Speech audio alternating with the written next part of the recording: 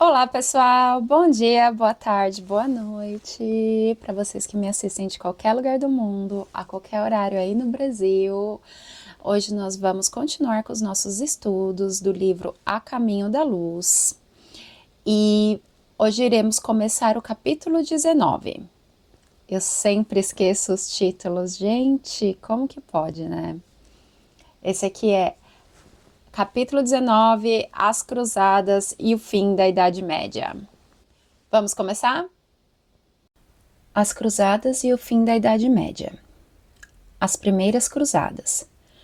Reportando-nos ao século XI, as cruzadas nos merecem especial referência, dados aos seus movimentos característicos da época. Desde Constantino, que os lugares santos da Palestina haviam adquirido considerável importância para a Europa Ocidental. Milhares de peregrinos visitavam anualmente a paisagem triste de Jerusalém, identificando os caminhos da paixão de Jesus ou os traços da vida dos apóstolos. Enquanto dominavam na região os árabes de Bagdá ou do Egito, as correntes do turismo católico podiam buscar, sem receio, as paragens sagradas. Mas a Jerusalém do século XI havia caído sobre o poder dos turcos, que não mais toleraram a presença dos cristãos, expulsando-os dali com a máxima crueldade. Semelhantes medidas provocaram os protestos de todo o mundo católico do Ocidente, e no fim do referido século, preparam-se as primeiras cruzadas em busca da vitória contra o infiel. A primeira expedição, que saiu dos centros mais civilizados sob o comando de Pedro, o Eremita, não chegou a ausentar-se da Europa, dispersada que foi pelos búlgaros e húngaros. Todavia, em 1096, Godofredo de Bulhões com seus irmãos e Tancredo de Siracusa e outros chefes, depois de se reunirem em Constantinopla, demandaram Nicéia com um exército de 500.000 homens. Depois da presa de Nicéia, apoderaram-se de Antioquia, penetrando em Jerusalém com a palma do triunfo. Ali, quiseram presentear Godofredo de Bulhões com a coroa de rei, mas o duque da Baixa Lorena parecia rever o vulto luminoso do Senhor do mundo, cuja fronte fora aurelada com a coroa de espinhos, e considerou sacrilégio colocar-lhe nas mãos um cetro de ouro, quando Cristo tivera tão somente nas mãos augustas e compassivas uma cana ignomiosa. Depois de muita relutância, aceitou apenas o título de defensor do Santo Sepulcro, organizando-se logo em seguida as ordens religiosas de caráter exclusivamente militar, como as dos templários e a dos hospitalários. Os turcos, porém, não descansaram. Depois de muitas lutas, apossaram-se de Edessa, obrigando o Papa Eugênio III a providência à Segunda Cruzada, que, chefiada por Luís VII da França e Conrado III da Alemanha, teve os mais desastrosos efeitos. Ok, as primeiras cruzadas. Então, desde a era do Constantino, lembra Constantino, o imperador de Roma, que fundou Constantinopla. Desde a época dele, havia esse turismo religioso ali na região de Jerusalém. As pessoas queriam ir lá, os cristãos queriam prestigiar a caminhada de Jesus e seus apóstolos ali naquela região. Enquanto os árabes de Bagdá ou do Egito estavam dominando aquela região, os cristãos que faziam esse turismo, eles estavam seguros. O problema foi quando os turcos tomaram aquela região. Não gostando do cristianismo, não tolerando o cristianismo, eles expulsaram os cristãos daquela região, causando muito descontentamento, fazendo com que a igreja tomasse uma atitude. E a atitude foi a criação das cruzadas. O que eram as cruzadas? Cruzadas eram expedições militares para reconquistar a Terra Santa. Aquela região de Jerusalém, coitada daquela região. Ela foi foco de tanta coisa ruim, de tanta morte, que Deus me livre, viu? Mas anyways, Bom, aí o Emmanuel mostra aqui que a primeira cruzada, a primeira tentativa da primeira cruzada, eles não conseguiram nem sair da Europa, porque eles foram barrados por dois povos ali. Mas não desistindo, Godofredo de Bulhões e seus irmãos e alguns chefes, eles se reuniram e juntaram 500 mil soldados para reconquistar aquela região ali. Chegando lá, eles queriam nomear o Godofredo rei. Só que olha que legal, né, gente? Olha, bom senso, né? Ele vendo aquela situação ali e lembrando de Jesus, poxa vida, eles queriam colocar uma coroa de ouro na sua cabeça, lhe dar um cedro de ouro. E Jesus, a única coroa que ele recebeu ali naquela região foi uma coroa de espinho. De bom senso, não aceitou ser rei. Ele falou assim que não ia ser rei com essa situação, ele não achava justo, ele não se sentia bem. Então, mas ele aceitou o título de defensor do Santo Sepulcro. Os turcos, não felizes e satisfeitos com a derrota, eles voltaram a atacar, fazendo com que o Papa Eugênio III organizasse, junto com o rei da França e o rei da Alemanha, as segundas cruzadas. Fim das cruzadas. Em fins do século XII, Jerusalém cai em poder de Saladino. Os príncipes cristãos do Ocidente preparam-se para a Terceira Cruzada, assinalando-se as vitórias de São João d'Acre. As lutas no Oriente sucederam-se anos a fio como furacões periódicos e devastadores. A Palestina possuía até então seus reencantos maravilhosos de verdura abundante.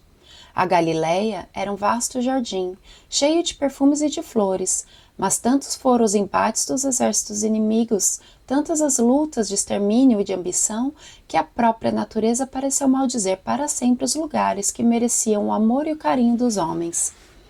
As últimas cruzadas foram dirigidas por Luís IX, o rei santo da França, que, depois da tomada de Damietta, caiu em poder dos inimigos, pagando fabuloso resgate e vindo a desprender-se da vida terrestre em 1270, de fronte de Tunis, vitimado pela peste. Os mensageiros de Jesus, que de todos os acontecimentos sabem extrair os fatores da evolução humana para o bem, buscam aproveitar a utilidade desses acontecimentos dolorosos. Foi por essa razão que as cruzadas, não obstante ao seu caráter anticristão, fizeram-se acompanhar de alguns benefícios de ordem econômica e social para todos os povos. Na Europa, sua influência foi regeneradora, enfraquecendo a tirania dos senhores feudais e renovando a solução dos problemas das propriedades, conjurando muitas lutas isoladas. Além disso, os seus movimentos intensificaram sobremaneira as relações do Ocidente com o Oriente, apenas paralisadas mais tarde, em vista das ferocidades dos turcos e dos invasores mongóis. Como nós havíamos comentado, nós tivemos no total de 5 cruzadas.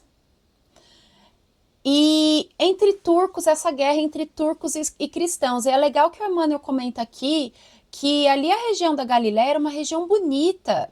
A gente vê também na Bíblia, onde ficavam os pescadores, até no Emmanuel, há 2000 anos, ele comenta, era uma região de flores, uma região pastoril. E depois desse tanto de guerra, essas guerras acabaram com a natureza naquele ambiente. Apesar das cruzadas serem anticristãs e terem causado muitas mortes, ela enfraqueceu o sistema da nobreza feudal. Gente, como que funcionava o feudalismo na Idade Medieval?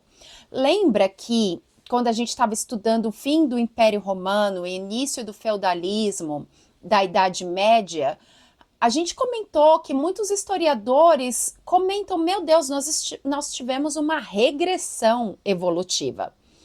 Por quê? Porque, mais uma vez, depois de Atenas, de Roma, com a intelectualidade, com o desenvolvimento da filosofia, do pensamento livre, da família romana, das artes, a gente chega onde o feudalismo é um sistema. Deixa eu explicar para vocês como que funciona o feudalismo. O feudalismo eram como se fossem vários nobres, e cada nobre ele tinha o seu feudo. O seu feudo tinha servos, e eles tinham um acordo com o seu vizinho, que era o outro feudo, que era um outro nobre. E esse outro nobre falou assim, se eu for atacado e você me ajudar, nós seremos parceiros, vamos fazer essa parceria aqui. Então eles faziam esses acordos para se fortalecer. O que significa que o rei existia, mas ele não era forte. Ele não tinha muito comando ali. Ele estava ali por estar ali. A igreja tinha bastante poder, porque, gente, nesse sistema de isolamento, não havia um crescimento intelectual em nenhum dos campos. Lembra que Roma teve uma facilidade para expansão do conhecimento ali quando ela se formou o império, porque não havia barreiras limitando um país para o outro, uma nação para outra. Então, o conhecimento e a cultura, ela passava sem essas barreiras, sem essas limitações. Agora, com o sistema feudal, você tem muitas barreiras. Você não tem uma nação grande. É como se essa nação ela fosse descentralizada. E olha que legal, gente. Eu tava pensando, eu não gostava de história, não, viu? Eu gostava de algumas histórias específicas. Eu gostava muito da Grécia, da Roma, eu gostava de história geral, mas essa parte assim de feudalismo, eu não gostava não. Mas eu deveria ter tido acesso a esse livro aqui, que seria muito mais interessante. Eu acho que eu teria tirado uma nota muito melhor na minha prova de história, porque eu teria um entendimento diferente. Mas continuando. Esse foi o sistema feudal. Com as cruzadas, esse sistema ele foi enfraquecendo. Por quê? Porque começou a haver uma necessidade de centralizar esse poder. Tinham várias nações, vários feudos juntos, mas você estava guerreando junto. A guerra necessita de um líder que centraliza aquela força que faz com que um pensamento seja espalhado ali. Porque senão nós teríamos várias ideias, vários comandos e a coisa seria uma anarquia. Então isso enfraqueceu o feudalismo, essa estrutura feudal, enriquecendo, fortalecendo o poder do rei. Durante essas cruzadas também houve um aumento do comércio, porque você imagina, o pessoal saía ali da Europa, ali da região da Espanha, da França, ali da Inglaterra, e ia lá, lembra do mapinha, lá para Jerusalém. Então isso expandiu o comércio e a cultura. Apesar dos cristãos não terem conquistado a Terra Santa por um longo período, esse tempo de cruzadas ajudou no desenvolvimento da Europa do modo que nós conhecemos hoje. Como sempre, o mal, a espiritualidade consegue transformar uma coisa que nós vemos como mal numa evolução, né? Estamos sempre evoluindo, gente. Esse que é um negócio, né, que é muito interessante. A gente está sempre evoluindo, mesmo quando a gente acha que não.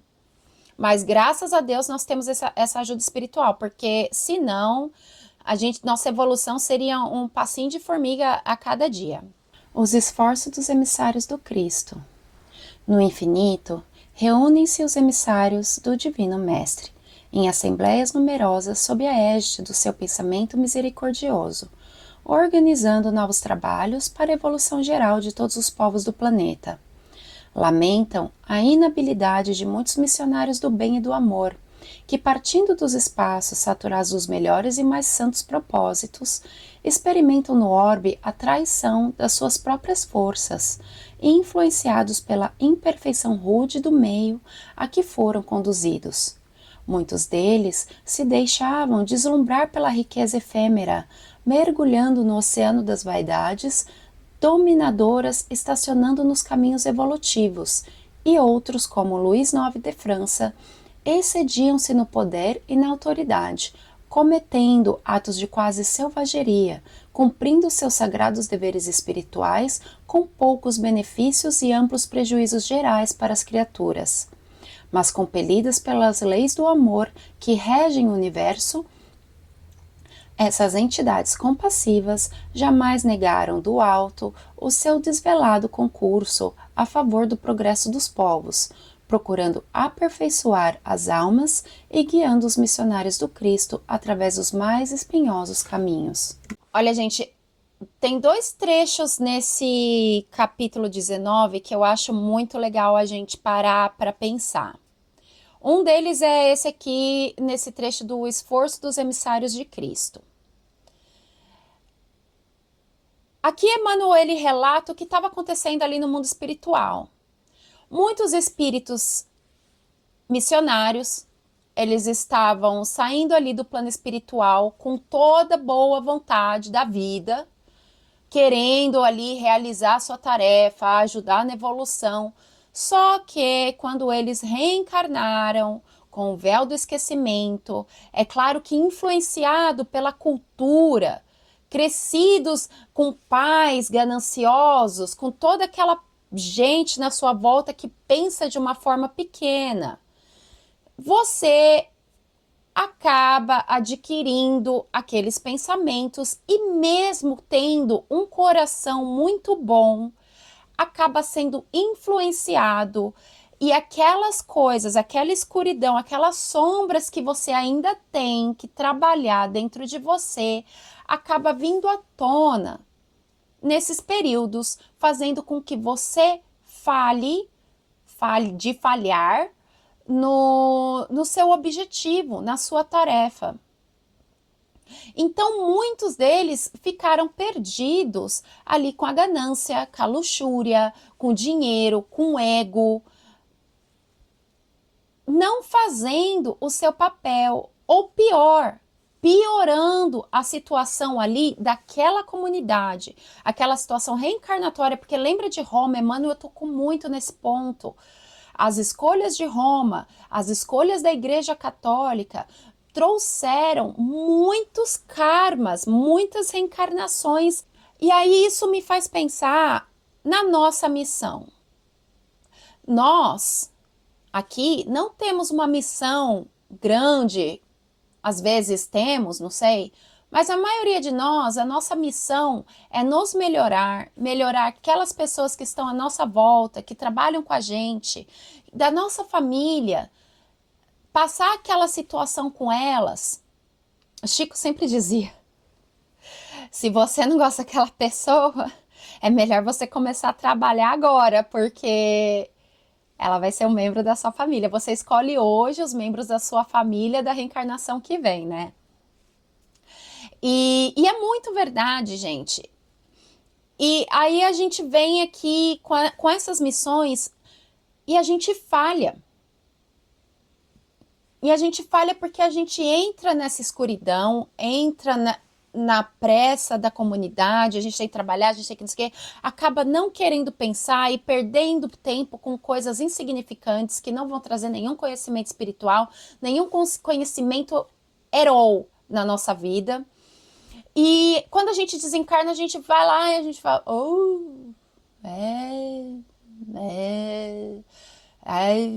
terminou isso aqui? Não. Tem isso aqui? Não. Você tratou melhor sua mãe? Você resolveu esse karma aqui? Não.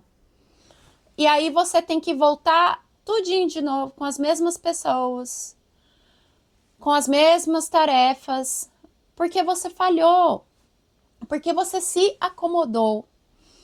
Eu nunca esqueço desse trecho do livro dos Missionários da Luz, que chama A Reencarnação de Segismundo.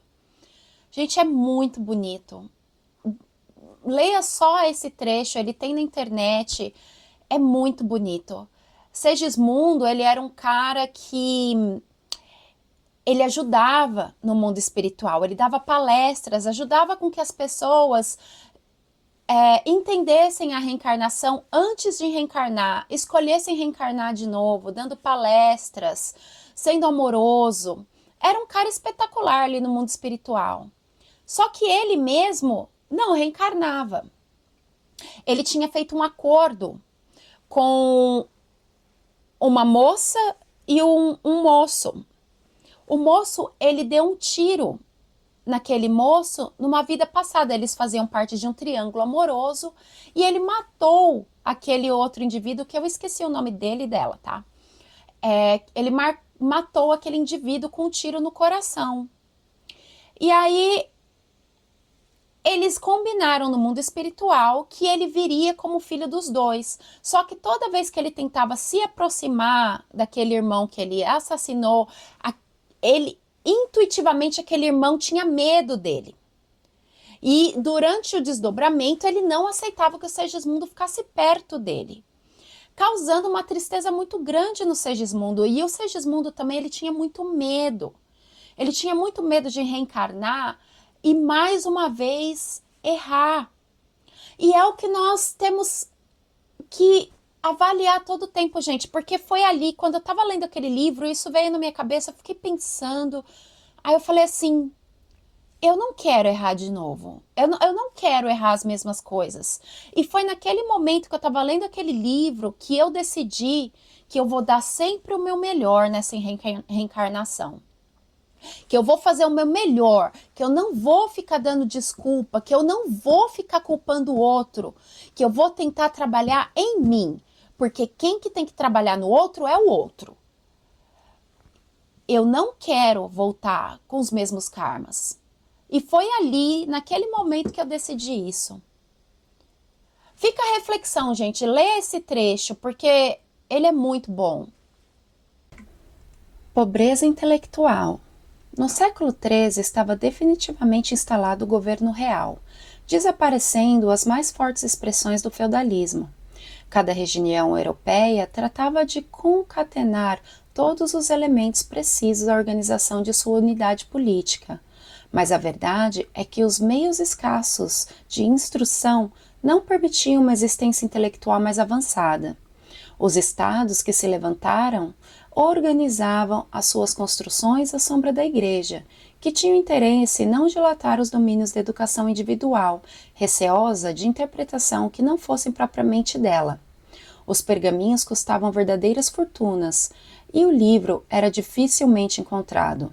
Até o século XII, as escolas estavam circunscritas ao ambiente dos mosteiros, onde muitos padres se ocupavam de avisar a letra dos manuscritos mais antigos, produzindo outros para a posteridade.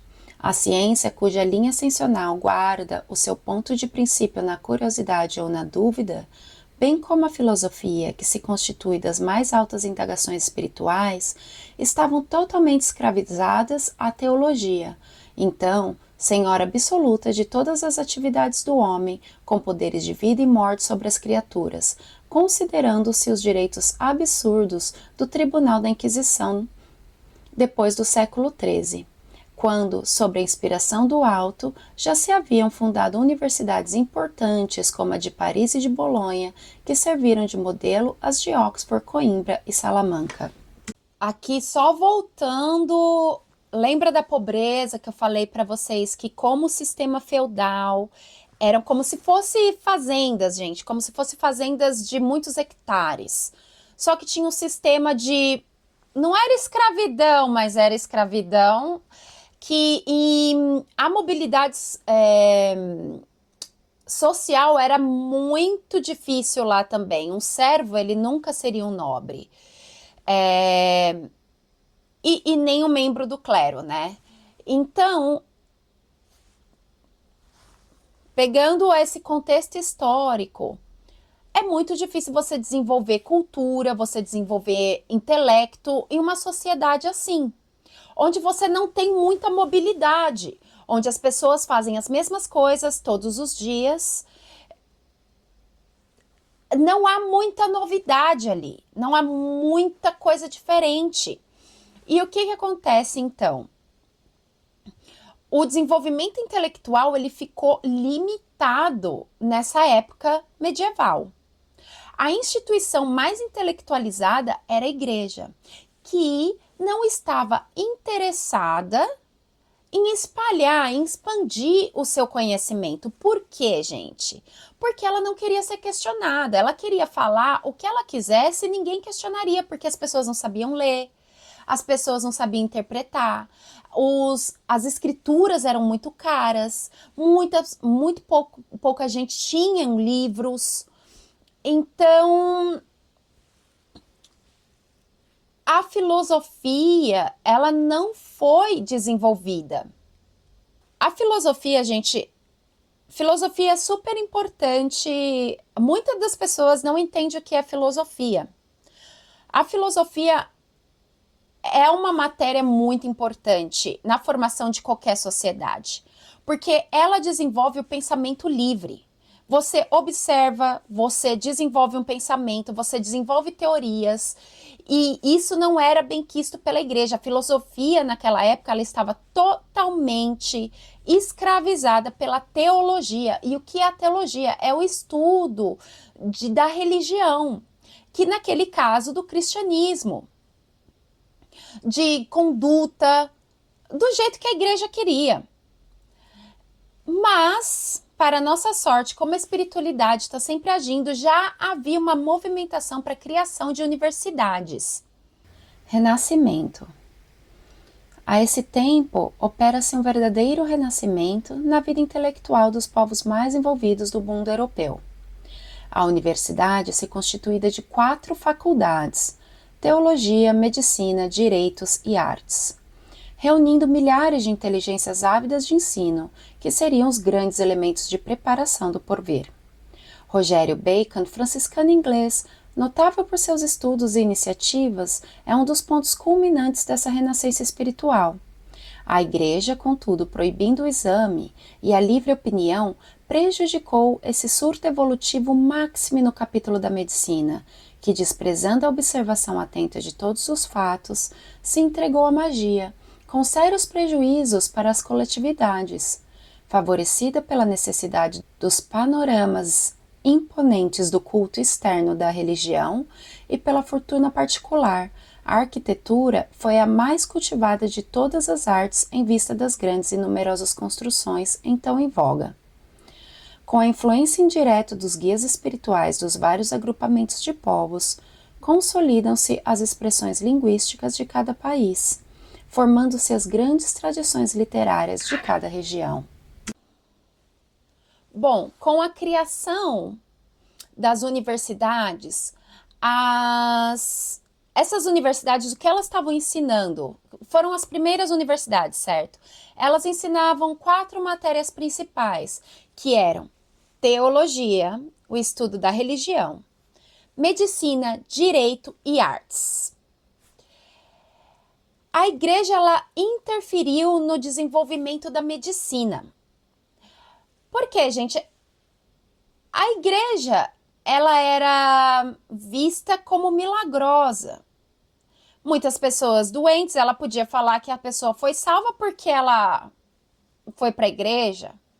E com o desenvolvimento da medicina, que o homem ele estava ali, ele conseguiria curar as outras pessoas, você tira um pouco do poder daquela igreja e dá ao homem.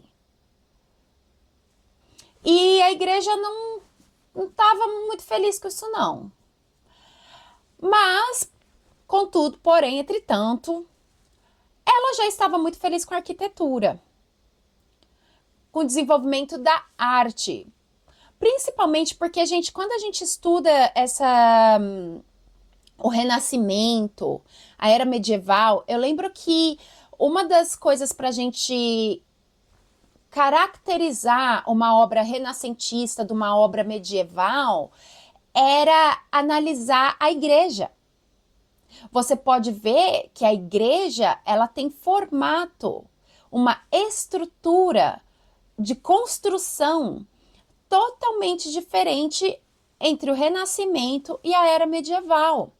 Quando eu estudei Barroco, era também, nós estudávamos como a igreja, as artes ficavam muito centradas na igreja também. As pessoas não tinham acesso à arte. O maior display de arte era a igreja.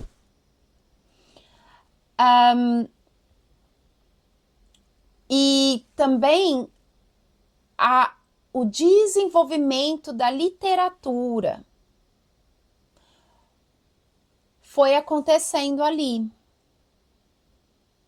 Com as pessoas tendo mais acesso ao conhecimento, estudando, aprendendo a ler, você vai desenvolvendo as artes, a literatura, que faz parte de um desenvolvimento cultural de uma nação. Transmigração de povos. É então que inúmeros mensageiros de Jesus, sob sua orientação, iniciam um largo trabalho de associação dos espíritos, de acordo com as tendências e afinidades, a fim de formarem as nações do futuro com a sua personalidade coletiva. A cada uma dessas nacionalidades seria cometida determinada missão no concerto dos povos futuros, segundo as determinações sábias do Cristo, erguendo-se as bases de um mundo novo, depois de tantos e tão continuados desastres da fraqueza humana. Constroem-se os alicerces dos grandes países como a Inglaterra, que em 1258 organiza os Estatutos de Oxford, limitando os poderes de Henrique III. E em 1265 erige a Câmara dos Comuns, onde a burguesia e as classes menos favorecidas têm a palavra com a Câmara dos Lords. A Itália prepara-se para sua missão de latinidade. A Alemanha se organiza. A Península Ibérica é imensa oficina de trabalho e a França ensaia os passos definitivos para a sabedoria e para a beleza. A atuação do mundo espiritual proporciona à história humana a perfeita caracterização da alma coletiva dos povos. Como os indivíduos, a coletividade também volta ao mundo pelo caminho da reencarnação. É assim que vamos encontrar antigos fenícios na Espanha e em Portugal, entregando-se de novo às suas predileções pelo mar. Na antiga Lutécia, que se transformou na famosa Paris do Ocidente, vamos achar a alma ateniense nas suas elevadas indagações filosóficas e científicas, abrindo caminhos claros ao direito dos homens e dos povos. Andemos mais um pouco e acharemos na Prússia o espírito belicoso de Esparta, cuja educação defeituosa e transviada construiu o espírito detestável do pangermanismo, da Alemanha da atualidade.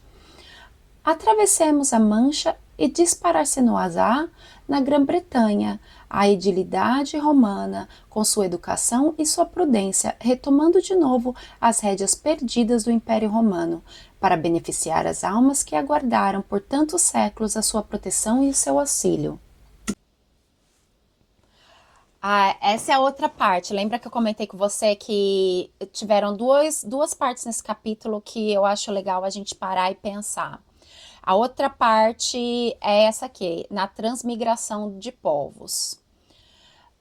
Por que eu achei interessante, gente? Porque eu nunca tinha, na verdade, parado para pensar nisso, mas faz muito sentido. Da mesma forma que nós precisamos reencarnar como indivíduo, o coletivo também precisa reencarnar. E a espiritualidade ali, eles estavam separando, tipo, as pessoas por afinidade, por conhecimento e fazendo reencarnar em locais específicos. Jesus ali guiando todos os seus espíritos de luz, chegaram ali na conclusão que para o desenvolvimento ali da Europa da forma que nós conhecemos hoje, ele mandaria povos reencarnando coletivamente em cada região. como ele separou aqueles povos? Ele decidiu, falou assim, ó, cada povo ali, cada nação, ela vai ter sua missão. Lembrando, gente, que vamos lembrar, por exemplo, a nação espartana, que era totalmente sanguinolenta, gostavam de guerras. Aquele povo precisa continuar reencarnando para eles aprenderem a serem mais amorosos. Você não pode simplesmente excluir aquele povo. Mas o que Jesus, ao invés de separar aqueles povos e colocar, vamos separar todo mundo aqui na carteira. Você, Maria, senta ali na frente, mas a sua melhor amiga vai sentar lá atrás. Ele, ao invés de fazer isso, ele fez com que todos eles reencarnassem junto. Provavelmente também porque eles já tinham afinidades como povo, já pensavam unidos, que eu acho que faz todo sentido. Se você colocar cada povo, um monte de gente que não pensa igual, vai ser mais difícil você chegar num senso comum. Pelo menos ali já tem um senso comum e ali você cresce coletivamente, né? Mas pensei rápido aqui. E aí ele foi colocando. E Jesus, ele foi muito esperto, porque olha que legal, gente. Eu vou colocar aqui no mapinha, aí vocês vão vendo, ó, mas olha que legal. Eu vou continuar aqui só lendo o que o Emmanuel ele fala nesse trecho. Vamos encontrar os fenícios ali na região da Espanha e de Portugal, como você vê aqui na setinha. Fenícios eram povos que gostavam do mar, que moravam ali na beira-mar. E engraçado porque Espanha e Portugal eles foram pioneiros ali na descoberta de outros países, de outros territórios. Eles eram muito fortes ali na sua estrutura naval. Ali na antiga Lutécia, que é a França, a gente acha a alma ateniense. Então, aqueles espíritos que desencarnaram ali de Atena, eles reencarnaram juntos ali na França, fazendo com que a França desenvolvesse, tivesse essa missão de desenvolver a filosofia, a ciência, abrindo caminhos para o direito do homem e dos povos. Já ali na região da Alemanha, da Prússia, ali naquela região do Mar Báltico, nós tivemos encarnando ali os espartanos. Lembra que nós tínhamos ali na Grécia Atenas e Esparta. Esparta eram povos guerreiros, povos belicosos, que faz todo sentido. A Alemanha belicosa recebeu essa influência ali. Aí mais para cá, ali ao torno do Mar Norte, nós temos a Grã-Bretanha, que recebeu aqueles espíritos ali que estavam em Roma, do Império Romano, da nossa Roma, família romana, herdando deles a educação e a sua prudência. Fim da Idade Média. Do plano invisível em todos os tempos, os espíritos abnegados acompanharam a humanidade em seus dias de martírio e glorificação, lutando sempre pela paz e pelo bem de todas as criaturas. Referindo-nos, diz Cantilhão, a nobre figura de Joana d'Arc, que cumpriu elevada missão adstrita aos princípios de justiça e de fraternidade na terra, e as guerras dolorosas que assinalaram o fim da Idade Média. Registramos aqui que, com as conquistas tenebrosas de Genghis Khan e de Tamerlão, e com a queda de Constantinopla em 1453, que ficou para sempre em poder dos turcos, verificava-se o término da época medieval. Uma nova era despontava para a humanidade terrestre, com a assistência contínua do Cristo, cujos olhos misericordiosos acompanham a evolução dos homens lá dos arcanos do infinito. E para acabar, aqui ó, fim da Idade Média. Eu fiz um videozinho rapidinho, só para dar um tchan. Não tá alinhando o texto direito com as falas, porque, gente, eu tô usando dois sistemas, 2 aplicativos diferentes, porque eu não consigo tudo em um só. Eu não fico satisfeita com o que eu gosto da figura de um e do texto do outro, porque o do CapCut fica com um sotaque inglês, ele tenta falar português com sotaque inglês, sabe? Fica horrível. E aí eu uso o InVideo AI. Então, aí eu fiz um videozinho rapidinho, gente. Aqui eu deixo o meu graças. Amo vocês. Eu espero que esses estudos tenham ajudado você. E, por favor, reflita sobre aqueles 2 tópicos que eu falei para você, que a gente caminhou junto. Foram tópicos que foram muito importantes quando eu refleti. A reencarnação de Segismundo é muito interessante, tá dando uma olhada. Faz com que nós entendamos bastante sobre a reencarnação e nosso papel aqui na Terra. Faça sempre o seu melhor. Não, gente, culpar o outro não vai adiantar nada. O outro não vai mudar por nós. A nossa felicidade não depende do outro. A nossa felicidade depende de você, tá em você. E a sua caminhada, ela é solitária. É você e Deus. Tá bom? Reflitam, amo vocês. Beijo. Você sabia que 3 figuras históricas muito diferentes entre si, Joana d'Arc, Gengis Khan e Tamerlão, têm algo em comum? Todas, à sua maneira, marcaram profundamente o encerramento da Idade Média e a transição para um novo tempo. Durante a Idade Média, o mundo era moldado por impérios, guerras e fé, mas à medida que o milênio avançava, mudanças profundas começaram a abalar a estrutura do velho mundo. Começamos com Gengis Khan, o líder mongol que no século XIII criou o maior império terrestre da história. Sua expansão brutal pelas estepes da Ásia e da Europa Oriental destruiu reinos medievais e conectou culturas distantes. Os mongóis quebraram o isolamento europeu, abriram rotas comerciais e aceleraram o contato com o Oriente, um dos primeiros passos rumo à modernidade. Mais tarde, no final do século XIV, surge Tamerlão, o conquistador turco-mongol que reviveu o espírito guerreiro da Ásia Central.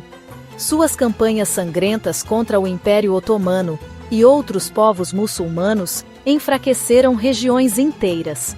O caos político e religioso que Tamerlão causou ajudou a enfraquecer ainda mais as velhas estruturas medievais, incluindo a autoridade islâmica e cristã tradicional.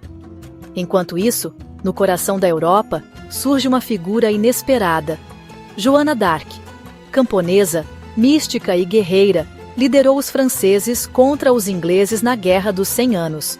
Sua presença mística e sua morte trágica incendiaram o espírito nacional francês, quebrando a lógica feudal de submissão aos reis estrangeiros e à igreja autoritária. Joana representa o despertar das nações e o fim do domínio exclusivo da igreja sobre a verdade espiritual e política. Cada um deles, Gengis Khan com sua expansão, Tamerlão com sua destruição e Joana com sua fé e coragem, preparou o mundo para o renascimento das ideias, das artes, da ciência e do pensamento individual. Eles não viveram no mesmo tempo, mas juntos representam o colapso de uma era e o nascimento de outra. Fim da Idade Média entre espadas, fogo e fé.